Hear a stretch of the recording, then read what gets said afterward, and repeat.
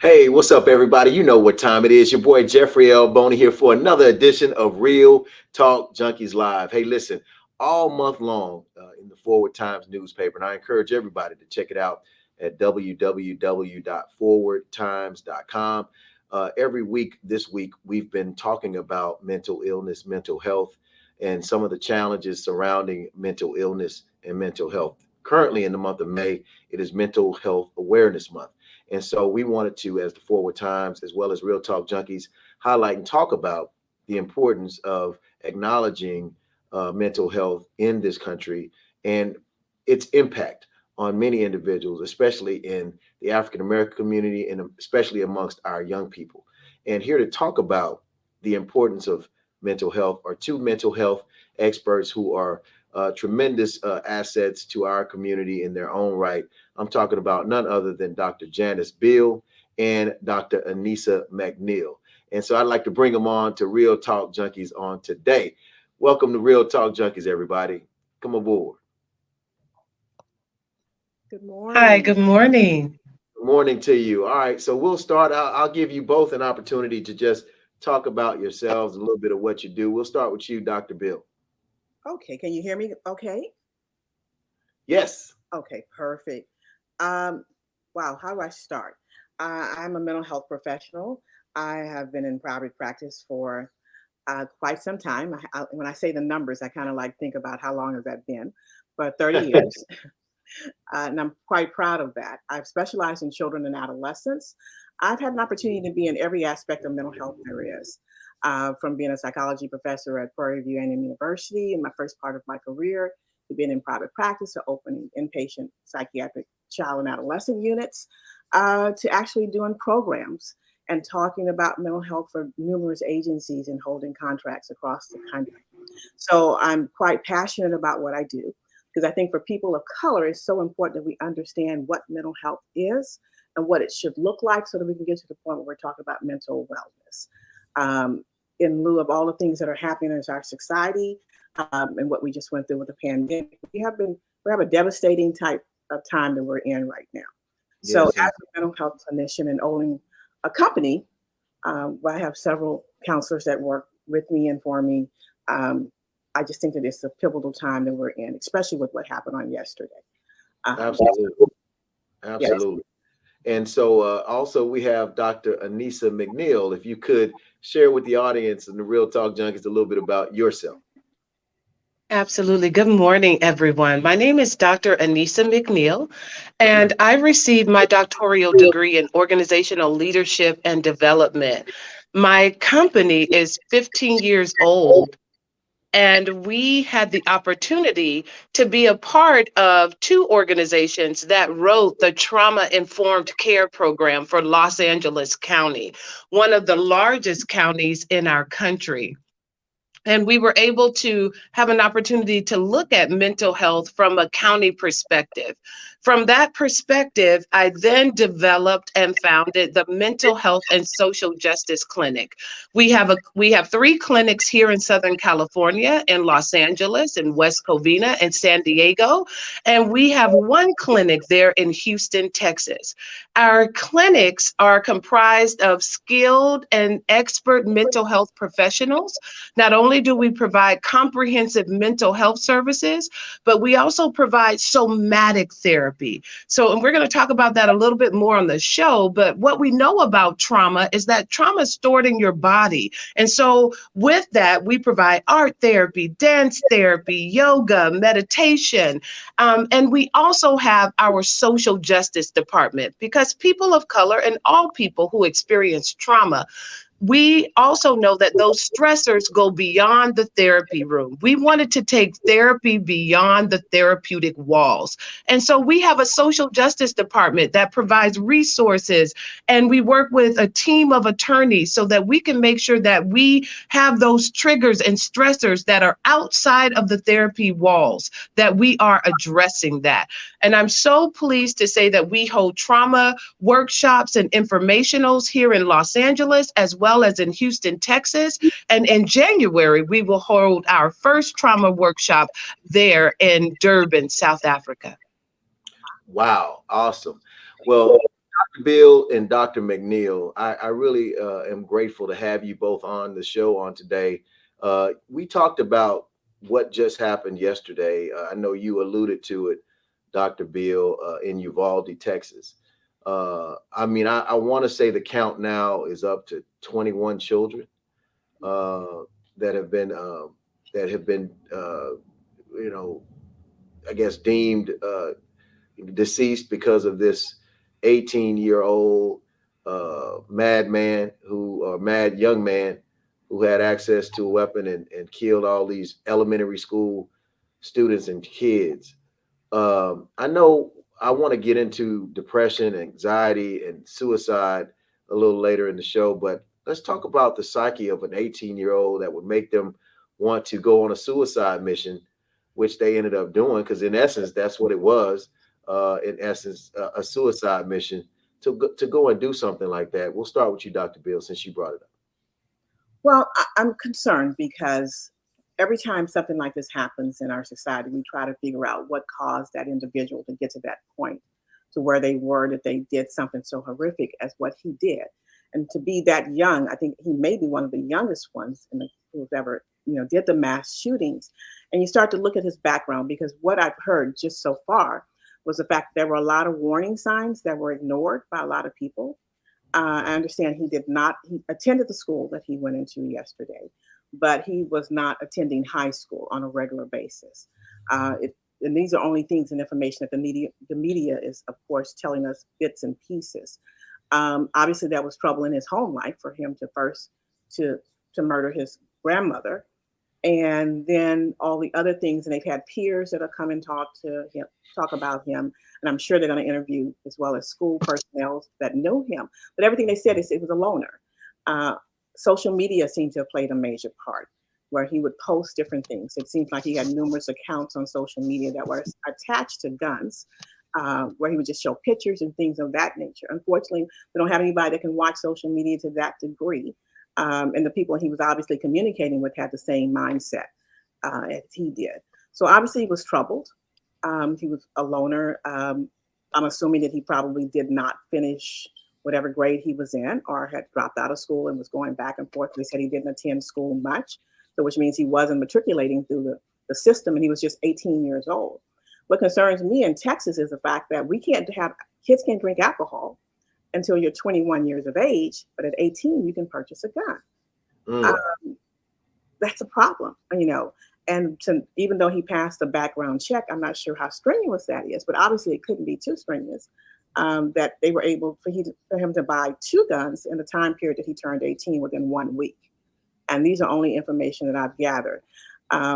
So there's a lot of things that probably went on, and we can speculate and we can kind of draw a psychological picture of what he was like or what he was not like, or the relationships that he had and what got him to where he was. But we never will really be able to find out. We can put together a picture and they can kind of like do a psychological possible profile.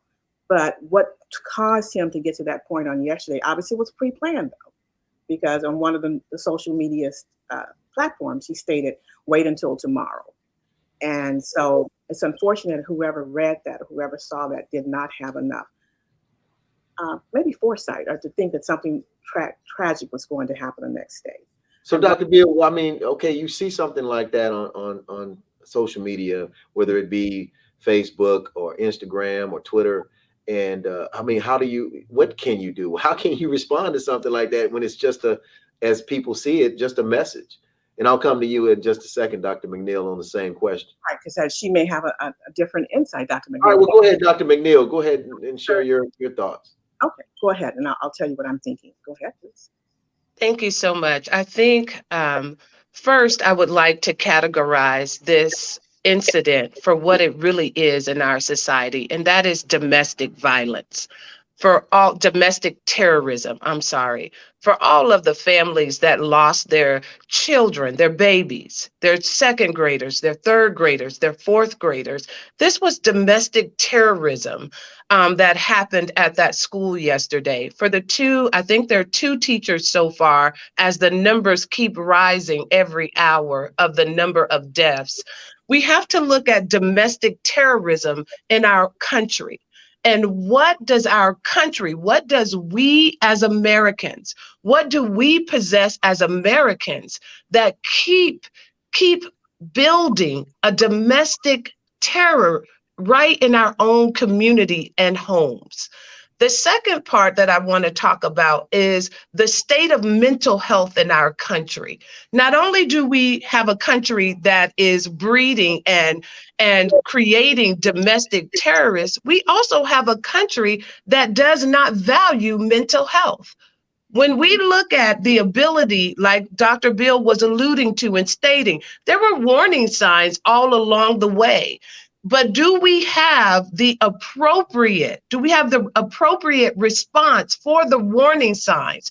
Do we not only have the appropriate response, do we have the ability to then act on that? If someone needs mental health services, is our country prepared to give them the services that they need?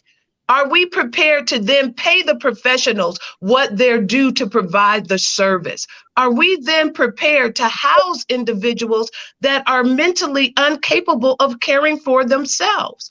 We have a big question to answer in this country.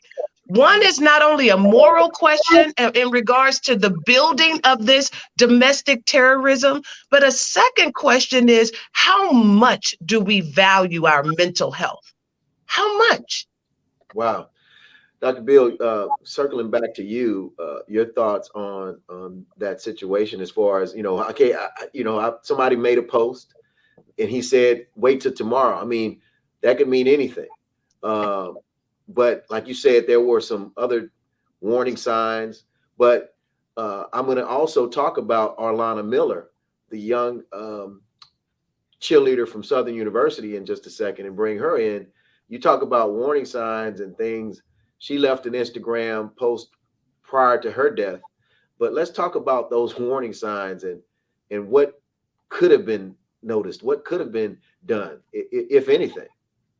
Well, see, that means that you hold everybody responsible along the way. That's the key factor. And Dr. McNeil made a very important point is the fact that we don't value mental health in our schools. So we're we're asking the teachers to be not only teachers of education, but to be providers of mental health services to a certain degree. So for them to be able to look at what the signs would be. So schools need to be made aware, and the teachers say, there's a sign, this kid is kind of digressing for some reason. My brain is working much faster because I want to make sure I get everything out. But digressing, so therefore there may be something that's wrong. We don't have enough social workers to go and check on kids when they're not in schools like they used to be a long time ago. We don't have enough time, or we haven't put enough energy into saying, if something happens like this, kids, it's okay to tell somebody. Because when I'm in the schools, or when my team are in the schools, we're talking about, if somebody tells you something, it's important that you let someone else know. Let an adult know that's the way you're going to be the best friend in order for suicide to not take place and you not be responsible. So everybody knows that you need to share the information, but we need to share other information. And I think our society, we're just not there yet, because I want to contribute to the pandemic as being an opening and an awareness for mental health, because it has opened where people are willing to have the conversation now. I think that it's so important, because realizing when we were all going through the pandemic, everybody felt something. So then everybody said, well, oh, wow, I can actually feel like this. So it's not just for people who are quote unquote crazy. So everybody was experiencing something. So they said, let's talk about it. So now the conversations are more where we're talking about mental health and people are willing to discuss. But if you have a child that you've watched go through school and you realize that it's something that's different about the kid, that's something that he didn't do, or he wouldn't be a part, or he was by himself, he didn't have his own peer group, or if that particular peer group appeared to be abnormal to a certain degree, if there's such a case, then those are the warning signs that everybody from the janitor to the cafeteria manager, somebody should have said, hey, there's something that's wrong. Let's see if we can tell somebody to report on this particular person. Maybe the counselor needs to talk to him, because all counselors in schools are not prepared to be mental health counselors. Okay, they're counselors that may be doing scheduling. So having those people, right. First of all, there's a shortage of us. Okay, let's start off with there. There are shortage of people of color who look like us, who understand us. That doesn't mean that only we can treat our own people, but it does help a lot and a great deal. to understand when you're looking and talking to somebody that that person looks like you, and therefore they can relate to some of the things that you're discussing. So all the things that we have to revamp the whole trauma, and I guess when Dr. McNeil talks about her company, the whole trauma concept, what do we do and how do we identify it early? You know, Yeah. this walk that I'm walking, I've walked it for a long time. I've seen and I've worked with all types of schools, agencies, and things of that nature, down to creating a hotline, which went very well during the pandemic. So it's just kind of trying to figure out, where do we start, what do we say, how do we train to the degree that everybody's aware. And not only you, just like I said, anybody in the school should have been able to pick up the fact that that child needed some type of attention. But if you see it on social media, if you have children, tell them, or anyone else, even adults who happen to read, tell somebody. Don't just read it and like it and go on and say, oh, okay. Because if it sounds like it's something wrong, it probably is something wrong. Okay? So I noticed that the young lady, I want to segue into what I talked about earlier, Dr. McNeil, Alana Miller, 19-year-old freshman cheerleader at Southern University, left a pretty telling Instagram message prior to taking her own life by jumping into, I want to say, the river and killing herself. But she said so many things in her final message in Instagram. And to your point, Dr. Beal, there were people saying, girl, you're too smart, or you're too beautiful, don't do it, whatever. But at that point, she had already made up her mind that this is what she's going to do. She mentioned about her detachment from God in that Instagram post. She talked about her grandfather, like if he was still here, that he would have told her that she was doing something stupid. She talked about her mom and said, Mom, you tried to do your best with me.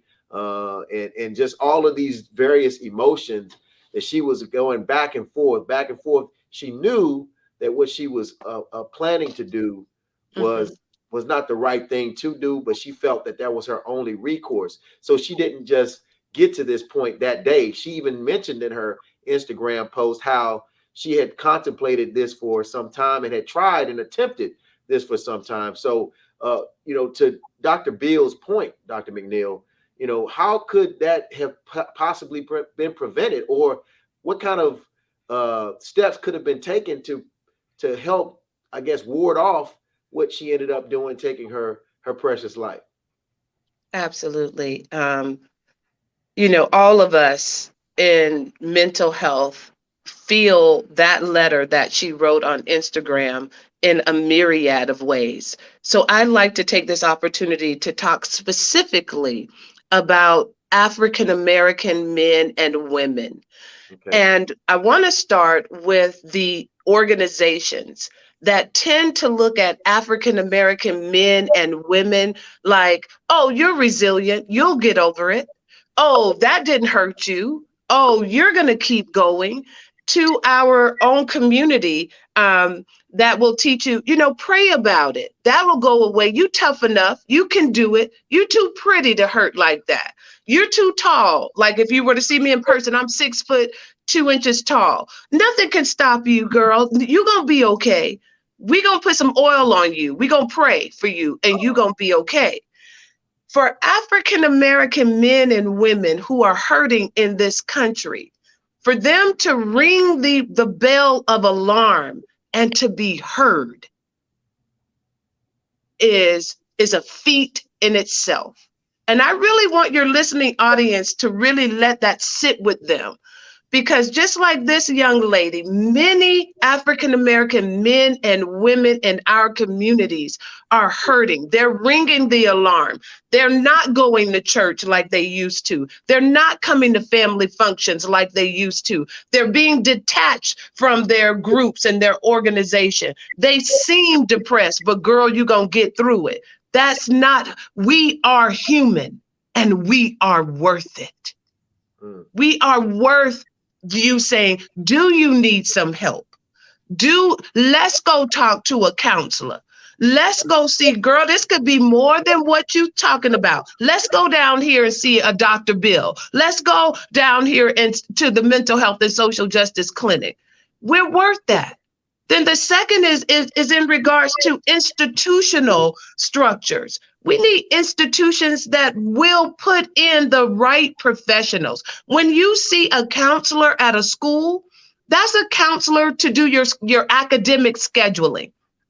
So when I was in a school, I was the dean of a school at one point in my career. That person who's a counselor in a school is to do your academic testing. The person who is a school psychologist is there to test if you have any learning difficulties. So be clear, here's a counselor for what classes I take. Here is a school psychologist to look at, do I have any difficulties learning? What we are missing in every educational organization, from pre-kindergarten to higher ed, are individuals who are licensed and trained and skilled at doing therapy. We need an individual, we need counseling centers that when you are hurting, we have the right individual to do mental health evaluations and counseling. Mm, And so when I see that letter written by that beautiful young girl, I see a huge cry to say, one, as a community, see us. We're worth it. And mm, two, as a resource, come on. We know the individuals. This isn't rocket science. We know who to put in every educational organization to give counseling. It's time out, America.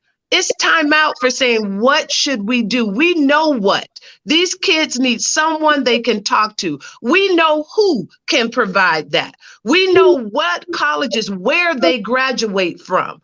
Now we just need to put those individuals in the schools. This is not a mystery. This is not a mystery. This is doable. right. Amen, sister. Amen. Amen. Dr. Beal, I know you want to chime in on that, man. She Well, definitely put it out there. And talking about the churches particularly, well, our churches, I know growing up for me, being, in the African American community and going to, well, I didn't start going to church officially till I was about 14 on a regular basis. But growing up, we knew who some of the folks, they used to use terms like they're touched or special, or, we knew the ones that had some sort of visible mental illness as far as their, being some sort of a disability of some sort, mental disability that was visible or noticeable. But there were also individuals that we didn't see visibly that were internally struggling and having those challenges, just like this young lady that was 19 and was a star cheerleader, and I mean on scholarship and just doing her thing. And then all of a sudden, boom. And we can talk about some other scenarios as well. You see uh, Regina King's son, who was an aspiring actor, singer and artist, who had just, I think, had his album drop or whatever. And about a week later, boom, he committed suicide. Or you look at people like Naomi Osaka, who withdrew from the French Open because of mental illness. Or you look at someone like Simone Biles, who in the midst of one of the biggest Olympics of her year, when she was about to perform, she withdrew because of, I think she called it twisties, but it was a mental health issue for her. So we tend to always look at folks based off of, on the outside, they look okay, or they should be able to, like you said, Dr. McNeil, get through it, get over it, move on, handle your business. You're too tough, you're too smart, you're too pretty, you too this, or you too that, but really not listening to that cry, Dr. Bill. you know what? You've broken it down because you've identified people that everybody is aware of. There's so many others who are going through the exact same thing. As a group of people and people of color, we need to start accepting that mental health is just as important as our physical health. And until we start correlating those two things together, because if I'm mentally well, then physically I should be okay, and spiritually as well, putting all three together. But we have to be able to understand that our minds control everything. Everything that we do, everything that we think about, everything that we become is because if the brain is not working, no other part of the body is working. Okay, it may be physically, we may be able to keep it on with machines, but our brain is our control mechanism. And if we're not feeling a certain way, it's okay. But I guess it goes back to slavery by not giving us permission as far as people to not to feel okay, because traditionally, and I used to tell this, that that was a disorder, that they thought that if we wanted to be free, then that was a mental illness, and that was actually put into the medical books, and it was called dropomania. And it was kind of like they taught that we wanted to be enslaved as people. So therefore, if we wanted to be free, it was something that was wrong with us. So therefore, that's what that was. Wait a minute, Dr. Bill, hold on, wait a minute. You're saying that it was in the medical books His name that is Samuel Cartwright, is a doctor that actually, Dr. Samuel Cartwright, I can't remember the year exactly because it's been a while since I've taught this. But this is what, and so a generation of people have also given us what our mental health is, what I'm trying to say. They're telling us what we should be thinking and how we should be thinking. And so therefore, traditionally, we've passed on so many things that, like Dr. McNeil said, we're going to be okay. Girl, you don't need anybody to talk to. If anything happens in this house, you keep it in this house. You don't tell anybody what's going on. And we all of us grew up in separate homes, but everybody heard not to share what Mama said. You better not tell anybody what's going on. You better not go out and tell Aunt Susie or whatever, because if you do, you got to come back and deal with me. So we kind of created a society was created of secrets and not being able to talk about what was going on, talk about how you were feeling, because you were supposed to be able to handle it. And if you couldn't, then you would go to God in prayer, and He would help you make it through it. And I'm glad that the churches are moving forward, because now the churches are understanding there's a difference between mental health and spiritual health. They're understanding that what may take place within the church may need additional services, like going to a mental health professional, and to know that it's okay. And once that movement has started, and I think it's starting because a lot of the larger churches, as well as the smaller churches, are having ministries about mental health counseling or mental health moments. So they're recognizing that it's not just something that we have to do from a spiritual perspective, that God gave us the mental health professionals, psychologists, psychiatrists, social workers, counselors, to be able to help, just like He's given us cardiologists, internists, and all the other doctors that treat from every part of our podiatrists. Everybody treats every part of our body. So there's a specialist for that particular area. So opening the door to talking about mental health, it should be what we should be. And I'm glad you're doing this forum, because it talks about it's real. Just because a person looks okay on the outside doesn't mean you don't know when you get to be to the point of suicide. You're in a dark space, and you may not physically be able to show that to the average person, but it's something that's going on in how that person feels. And if I tell you I'm not feeling okay, or I'm feeling sad and depressed, acknowledge that. Acknowledge that within your children, acknowledge that within your family members. Because there used to be, like, if there was someone who suffered from something like schizophrenia, we used to put them in a room by themselves and say, that's Aunt Susan, she just having one of those moments. Get her pills. And, I know within my family, it was like, get her meds. Get her meds. Go get her meds. And we never knew what the meds were. I never knew what the diagnosis was. I just knew that when he didn't take his meds, it was our my father's responsibility to go take them to him. And it's kind of like, it wasn't until we grew up, and I had many medical doctors to say, hey, this was schizophrenia. Why do we not give it a name?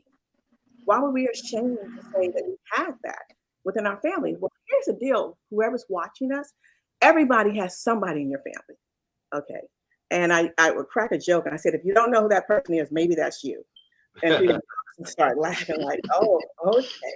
Because we didn't come from a family of one. We came from a family of many people that came together. And it's okay, because some things may be genetically based, which we would not have any control over, or some things may be environmental. Excuse me if I'm going too long. No, you're fine. You're fine. I'm passionate about talking about it, because we need to understand that we could not have prevented some things from happening. And if we could not, let's talk about what we need to do and what you need to do in order to make it better. If I know depression runs in my family, let's think that if I'm feeling something, maybe I am depressed. Let's go and get treated, and it's okay. Now, the college kids, unfortunately, she didn't go to the student center, and she didn't reach out, and no one saw it in enough time to say, call her mom and say, hey, or call a relative. I see parents send kids to school if they had mental health concerns in high school, and they think by sending them to college, everything is going to be okay, and they don't follow through. They don't follow through with the services, and they don't follow through with the medication. They just go ahead and send them and expect everything is going to change because the environment has changed. And that's Dr. Beal and Dr. McNeil, I mean, I hear what you're saying, and I think that it's seemingly easier said than done in most cases, because I've had this conversation and heard this conversation over and over and over again, saying, go seek help, go find go get help, go get assistance, go get counseling. But people just don't know where to go. And I know I've heard and researched and talked to people, and they said that the insurance that you currently have more than likely has a component in it whereby you could get mental health counseling or assistance. But people just don't know where to go, and maybe they just just like with many people, they just don't go to the doctor period on any matter until it's Mhm. something hurting on them. Maybe that internal hurt or that anguish, they don't know where to go and where to turn. Dr. McNeil, where do they go? I want to demystify this. You bring up an excellent point. One, I'm gonna jump in just like I have sons that are in their 20s. Google it. If you put in mental health clinic near me, a clinic is gonna come up. There's a nationwide Psychology Today. You go on Psychology Today, you put in your zip code, voila, clinics come up. There's another resource that you could use, Black Girls Therapy. It's a new platform that started last year that said, hey, Black girls need therapy. And they have all Black therapists all over the country that you can go to, you can find. If you say, does my insurance cover mental health? I wish I had an insurance card with me. If it says insurance 123 on the front, flip it over on the back. Call member services. It's usually a 1-800 number and say, I want to go to a therapist. How do I do that? Your insurance company will give you 3 steps. Yes or no, you're covered. You can see these 3 or 4 people, call their number. I want you to think about this like DoorDash. I want you to think about it just like a Instacart or anything that you can get delivered to your home. If you do 3 simple steps, you can get the mental health services that maybe your insurance provides. If your insurance doesn't provide it, call NAMI. NAMI. Call NAMI in your area and they will give you a list of clinics. They may also be able to give you a list of clinics that will see you for free. I want you to think about this. Just like that thing that you want on Amazon or on Netflix or Hulu, you want to take the time to search for the movie that you want to see. And I want you to take the time to search for being the best you can be, have the best life you can have the best mental health that you can have. Those 10 minutes are worth it. It is worth it. And we are worth it. Yeah. And as we're talking about resources, I want to bring up one other topic, if I could, really quickly. One of the biggest barriers to people of color, African Americans specifically, to receiving mental health services is guilt and shame. So I want to take this moment to erase the guilt and shame of having a need to see a counselor. And I want to start with the 2 young ladies that you brought up, Naomi Osaka and Simone, who was doing the Olympics. The media said, oh my goodness, they can't perform. They have mental health concerns. And that is what, as African American people, we experience every time that we say we need help. It's like, why? I remember Simone had people saying, why won't she compete? This is the chance of a lifetime. But no, we need that young lady to be alive. We Yes. need for her to be with us. So Yes. please don't shame us when we say we need help. There's no guilt. There's no shame. So the media shouldn't provide guilt or shame, and neither should your people at home. I want to demystify that there is no guilt and shame in saying I need help. Yes. What you're really saying is I want to live and I want to live better. Yes. Yes. Dr. Beal, I was gonna Uh-huh. come back to another celebrity. I wrote about this a few weeks ago, in line with what has been going on in this country. There was a young man here who actually was the son of Leroy Burrell, Olympic champion, track runner, 100-meter dash, as well as his godfather was Carl Lewis, another historic Olympic champion, and his name was Cameron Burrell, young 20-year-old track star in his own right. Blew his brains out in a parking garage right here in Houston. And I'm thinking about Halle Berry. Halle Berry, when she went through her high-profile divorce, 5 year after a 5-year marriage with David Justice, who played for the Yankees, a Major League Baseball star, it was a public, breakup and divorce. And she talked about, if you remember, she talked about how she was in the garage in her car, and it came to her that she wanted to kill herself by the carbon monoxide in the of course letting the car run in the garage. And she said that a vision of her mom came to her, finding her in the car deceased. And she said it was at that moment that she kind of snapped out of it and said, to your point, Dr. McNeil, I'm worth it. But not everybody snaps out of it. And not Right. everybody comes to that decision that they're going to not uh, carry out that act, just like Arlana Miller, the cheerleader, just like Cameron Burrell, just like many others. I have a friend of mine who's also a successful business entrepreneur and high profile national figure. And his son just drove his car off of a cliff at 28 years of age and killed himself. And so there's a lot going on, and we don't know. I don't know. I don't know. How to help. I don't know how to prevent this. I don't know how to get out in front of this personally in helping folks. I mean, of course, I tried. I'm trying to, just like I'm sure everybody is on this show today, maintain my own personal mental health and make sure that I'm mentally okay. It's kind of like flying on a plane. When they say that the mask drops, right? You put the mask on first before you try to help your neighbor or the person next to you. So, Dr. Beal. Well, you know, one thing that I've always said, that anyone who is successful at committing suicide has had previous attempts. That it's not that when they're successful, there have been other attempts and other things that have happened they've tried to do. Alcohol and drugs are usually a part of it that gives you that courage to be able to make that step, to be able to say, I can do it, which of course alters a person's thinking, their thought patterns at the time that they're in that deepest spot, or they're at the deepest place of trying to be able to do something. It takes a lot of courage when you make your mind up, but it also takes courage to be able to say, I need help.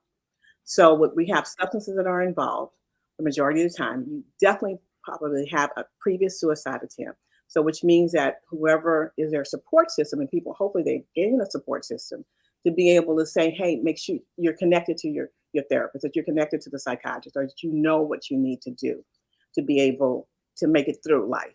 Because I can say ever so well that, oh, and I that you have a lot to live for. But if you don't believe it, it's not going to change how you think and your thoughts. So that's why when we find out that a person is suicidal, that we hospitalize first to be able to try to maintain what's going on, to start therapy, counseling, medication, and everything in order to combat the chemical imbalance that's going on in the brain at that particular time. Because you have to understand, depression is a chemical imbalance that takes place, and our brain is not giving off the neurotransmitters that it normally would give in order to be able for the fluids to flow successfully. So therefore, that's what the medication, quote unquote, is for. And a lot of African Americans, we don't want to take medication because they've had one person that said, oh, that medication made them crazy, or that medication caused them to do something. My cousin's son took that medicine and he was a zombie. So here's my answer to that. And hopefully I can sum it up. That if something cannot be accomplished through talk therapy, that psychotropic medication would be the next step, and a combination of both. We don't just want people taking medicine and going off and everything is okay, because that's not the way it works either. So therefore, getting to the root of the issues becomes the treatment modality. And once you get there, it doesn't mean that you always have to be on medication. And so people tend to think that it makes them not feel whether good, or they can't perform sexually, or there are certain things that it inhibits them from being able to do. So that's why they don't want to take the medicine. But that's not a good way to be. And that's not a good treatment way to look at it. Because if something doesn't work or doesn't feel good, you go back to your doctor and you have a conversation with the doctor and tell them how you're feeling. So it becomes not a fix all. You just don't take a pill and you're okay. And it's a taking the medication if that's what's prescribed, and counseling. And it's a process to get to where you're trying to go to. Our society wants quick fixes. We want depression to go away just as fast as it came. We want what people are acknowledging, the fact that they're experiencing. We want everything to be right. We want money. We want all those fast things.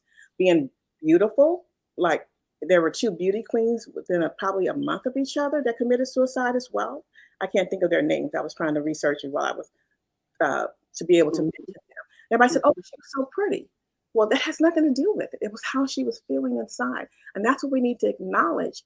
How you tell us from a mental health perspective how you're feeling, and that's what we take, and that's what we try to help a person through. So we need to acknowledge that I do need help. We need to take off those capes, Superwoman capes. African American women tend to like to carry on because we take care of everybody instead of taking care of ourselves. That goes back to what Dr. McNeil said earlier when you said, "Oh, you can do it because you're 6'2", and so therefore you should be able to handle everything." I've taken that W for Superwoman in some of my lectures now. I turn it upside down and said, this is for mental wellness. We're going to talk about, instead of being a Superwoman, we're going to be mentally well. So I make that an M as opposed to a W. Because if we're going to continue to do stuff, we need to make sure that we take care of ourselves emotionally. And men too. And it's okay for men to come into therapy. It's okay to be able to talk. That does not have anything to do with your masculinity. I just did a high school workshop 3 days ago. And so one of the kids said, "Well, I can't really cry because she won't like me." No, you're human. You have emotions. You need to be able to discuss what's going on. And I really take notice to sometimes when I've seen moms who said, "Oh, your mommy's little man." Well, no, your mommy's little boy if you're a child. You grow up to be a man. And so therefore, when you're a man, if you've been taught certain things, you will be able to cry. You will be able to talk. You will be able to share. But if we don't want people to be able to tell us in our relationships, then how are we saying I want a man that's sensitive, but yet we won't allow them to be sensitive? I want a man to tell me how he feels, but I don't want you to really tell me, because that means that you're not going to be able to take care of the household. Those double messages that we've been doing as a society and a group of people, we just need to kind of erase those information. It's almost like when you put I would like to add to that. It's important for us to take care of ourselves as a whole. As at the mental health and social justice clinic, it's the same as if you broke your leg. If you broke your leg and the doctor gave you a cane, you would take that cane with you to church, to work, to the bus stop, to everywhere. You would need that cane in order for you to walk in your community. And that's our approach when we look at providing you with mental health services. Not only are we going to provide you with a great evaluation and therapy, but we're going to also look at who you are. We already know trauma stored in your body. Do you need to go to art therapy? Do you need to go to dance? Do you like to draw? Do you want to go to meditation, yoga? Because once you talk about something, your body may need a way to express that. And then we look at you as a human. Where are all your other triggers? Are you stressed because now you have to take off work? You can't pay your rent. Are you stressed because your job is stressful? We look at everything that's going on outside of you in our social justice department to make sure that we're not helping you in isolation. And for many members of our community, that is why they see mental health as being on a boat somewhere. Oh, I'm going to go somewhere, Dr. McNeil. I'm going to talk to somebody about it, but that don't have nothing to do with my job. But I'm here to tell you, yes, it does. You come to our clinic and we're going to have one of our social workers in our social justice department reach out and help you at your job. I want to give one quick example. We had one patient at the beginning of the pandemic. He worked in a huge warehouse, and he had tremendous anxiety, and he was late every day to work because he could not walk through those doors with 200 other people walking through the door.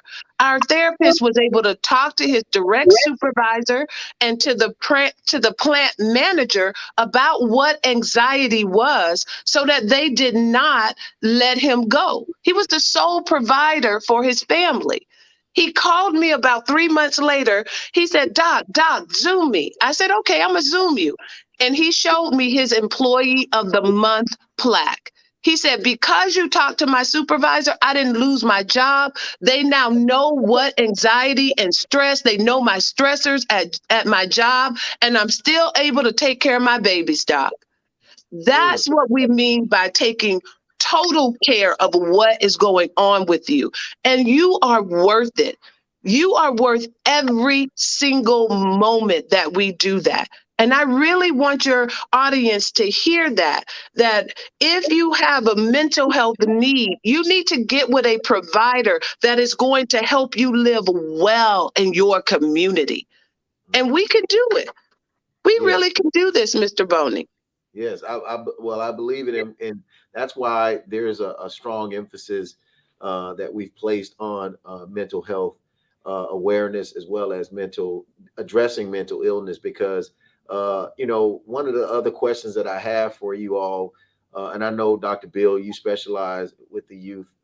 What would make a 8, 9, 10-year-old want to kill themselves? I mean, we talk about stressors and anxiety and depression. I mean, but you know, I know most of the times I've heard parents, and I've even said it myself to my children. I recall, like, you ain't been through nothing for you to feel that way. You ain't got no bills. You ain't had this go on or that go on in your life. Keep on living is one of the things that my grandparents tell me. I don't know if y'all heard that. Keep on living. Don't happen. So what would make a young child, not even 10 years old, not Well, only think about committing suicide or taking their life, but actually doing it? unfortunately, children don't have the same coping mechanisms that we would want, that we would talk about adults, the things that we're asking for adults to be able to do. Depression in children looks totally different than it does in adults because of the fact that they're not going to sit down like we're talking today and say, Dr. Bill, I just really don't feel well. I feel as though that I'm sad and what have you. Their expression will come out through their behavior. Okay. So a lot of times we will see kids that are acting out, kids that are not following rules, not following regulations, and doing all these things that are considered to be oppositional what the quote unquote society wants them to do. And we're saying, oh, okay, so they have oppositional defiant disorder, they have conduct disorder. We give them all these other things, or ADHD, and not understanding the underlying line is the fact that they're depressed. Okay. So depression can take place in children as well as in adolescents as well as in adults. And identifying that. Now, kids that are to that point, they may be going through something in their environment. It could be abuse of some nature that they haven't shared with anyone. Chemically, we can't take away the chemical factors as well as far as being depressed and having certain things. Sometimes it's a cry for help. As early as like self-injurious behaviors. We have cutters that start. Cutters used to be something to talk about in high school. Now we're all the way down to elementary school, sixth grade. We're talking about cutting, not having the skills to be able to cope with whatever's in it. And they're coping with much more than what we thought we were coping with. They have social media. They can, just like we were talking about Googling things, there's a lot of things. There's bullying that takes place that causes a lot of children to think they don't want to live anymore. Not feeling loved by a parent or feeling rejected. We're talking about reasons and things. But once they verbalize it, of course, we are able to do the exact same thing with children that we do with adolescents and adults as far as hospitalization and getting them to the point of having to be able to go through therapy and medication and get to where they want to live. So it starts, as early as the age of 4, as far as treatment and anyone wanting to be able to talk, because during that time of the early school years, we're dealing with the parents because we know that the parents are the major influencers of things that are happening. If a child is acting out at the age of 3 or 4 or 5, we want to know what's going on at home. Okay, because if it's extreme, that means that something has to be taking place where that child doesn't feel protected. So there's not, and I said all of that to say there's not a particular answer that would make a child at that age to want to kill themselves. We would just have to look at everything within their environment and everything that they're telling us and the things that they're not telling us to try to understand why they're at that particular point. They're not going to use something as drastic as a gun or things of that nature. They usually hang themselves or, figure out a way to do that if you have a child that's actually successful. It's kind of like finding them in different spaces. And they may have said how sad they are or not. So socioeconomics plays a part of it. Environmental factors play a part of it. School environment. I mean, so there's so many different things. We just have to look at all of them to come up with a reason of why a child is saying they feel a certain way. And hopefully they're able to verbalize it first. So that's the only time that drugs and alcohol are not going to be involved because of the age of the child. Yes. Dr. McNeil. Right. And I would also encourage everybody in our clinics, we work with not only the child, but the family.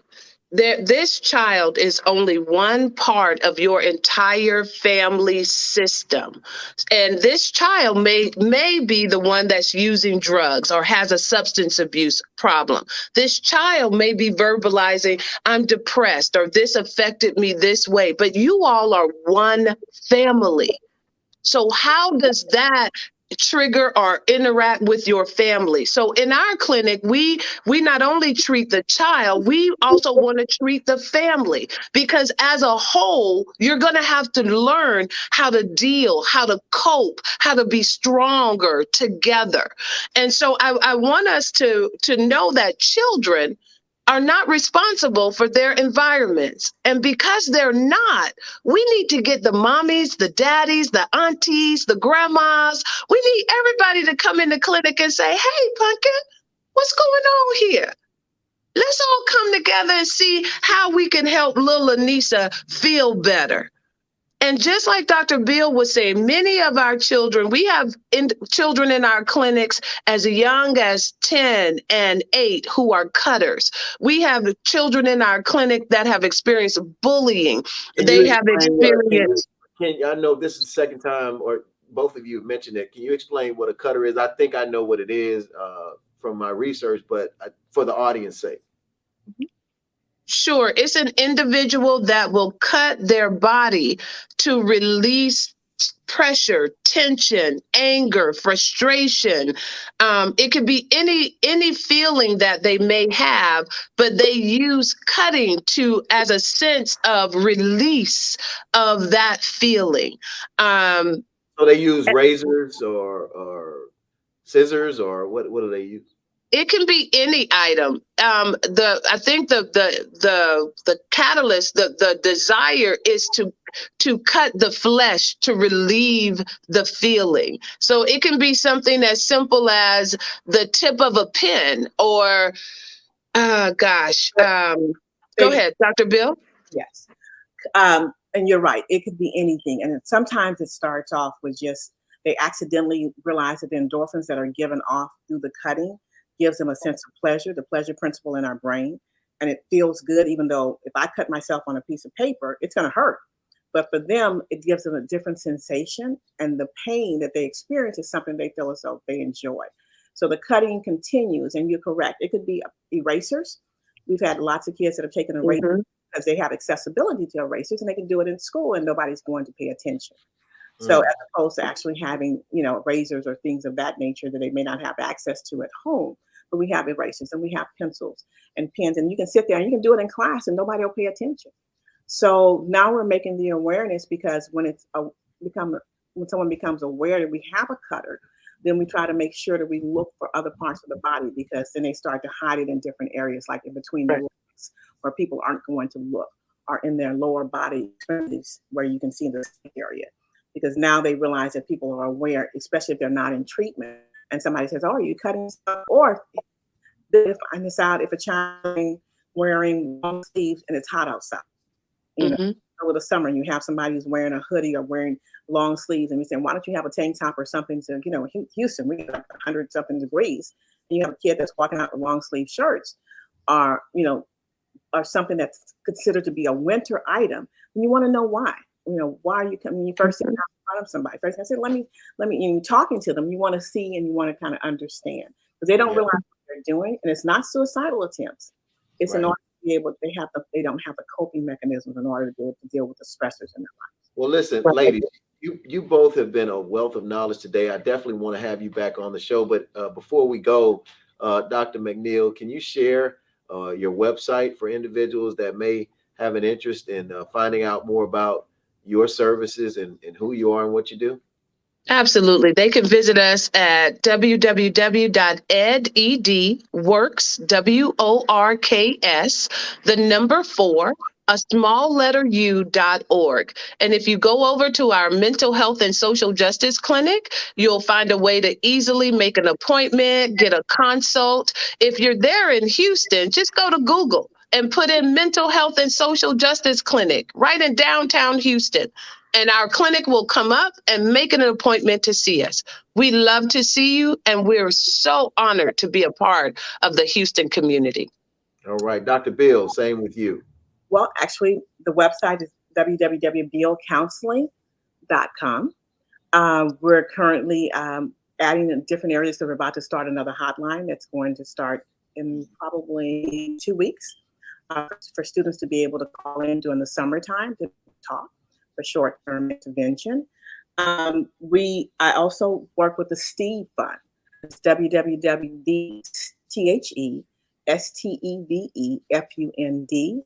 That it's an organization that talks about mental health from college students all the way down to high school students and what parents can do. So there are a lot of resources if you go to the STEVE Fund as well to be able to find information for parents to be able to share. Dr. McNeil, I did not know that you were in Houston, but welcome. To Houston. I love to collaborate. A lot of times, if we can't see, I refer out all the time. So I'm one of those big people that if I can't do it or we can't handle it, somebody else will. So let me refer. And we do a lot of referring. So I will be looking up and passing on information and would like to connect. And I think I'm coming to Los Angeles for a workshop. And likewise. Well, I'd love to collaborate with you. I also would like to share that we're going to have our first trauma symposium there in Houston. That symposium we tentatively scheduled that for October. We're having a trauma symposium in Houston, then here in Los Angeles, and then we're taking that and having a trauma symposium in Durban, South Africa, and in Johannesburg, South Africa.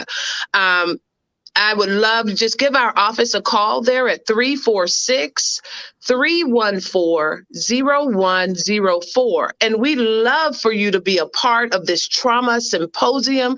Let's talk about how trauma is crippling our communities and how we can make it through. So, Dr. Beal, I'm going to put you on public notice that I will be sending a personal invite to you to join me. All right. Well, hey, ladies, one of the things that I want to also publicly state is that, of course, again, the Forward Times has been a catalyst in trying to make this a huge conversation piece, not only in the past, but currently and moving forward. We want to be a participant on the symposium as well as any other matters, and we will definitely engage you. And of course, my Real Talk Junkies program always is going to promote and highlight the importance of mental health here in this country. So thank you all again for being on Real Talk Junkies on today. God bless you. And we look forward to working collaboratively together here in the near future. Sounds like a winner. We look forward to it. Thank you. Thank you all so much. Thank you. All right, y'all. That'll do it. We're about to get up out of here. Real Talk Junkies. Always appreciate y'all for tuning in. Make sure you let everybody know. Share the link. Share it with all your friends, your family, your foes. It doesn't matter. As long as they check out the program, we appreciate you. Check us out next Wednesday, 12 noon Central Standard Time, here on the Forward Times Facebook and Instagram apps. Peace, y'all. Take care. Bye-bye.